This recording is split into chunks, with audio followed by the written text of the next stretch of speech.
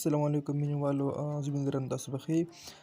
نن زما چې کوم ټاپک دی هغه دی OTP کوډ به تاسو وایي که نه چې یاره تا ته په میسج کې یو څلور هندسو کوډ دی راغو، دغه کوډ ماته ووایه.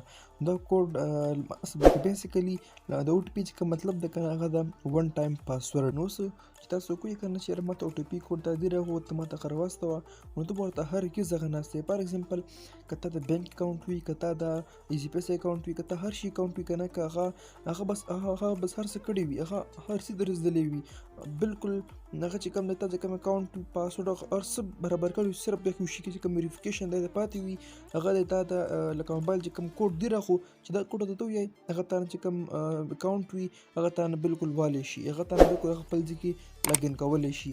نو چې تاسو ته څوک هم دا کوډ وي چې دا کوډ ماته راواستوه، بالکل دا کوډ تاسو چاته هم نه استوئ. ما د بیګ اپ واتساپ باندې ولی میسج راواستولو، وایي دا وګوره وایي دې کس ماته وایي که نه چې ماته خپل OTP کوډ راواستوه. وایي زه ورسره څه وکړمه؟ نو مې دا کوډ چاته مه شیر کوه، ځکه چې په دې کې سبا هر قسم مسلې راتللی شي. نو بهرحال دا کوډ هم تاسو ځان سره سیف ساتلی شئ، دا چاته مه شیر کوئ.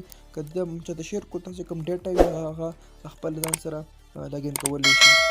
دا زموږ نوې ویډیو وه، ملګري نیکسټ ویډیو کې، تر هغې پورې الله حافظ.